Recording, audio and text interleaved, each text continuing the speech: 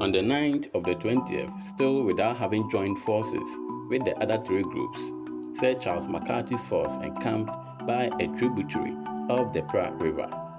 The next day, at around 2 p.m., they encountered a large enemy force of around 10,000 men, believing that the Ashanti army contained several disaffected groups whose chiefs were willing to defect.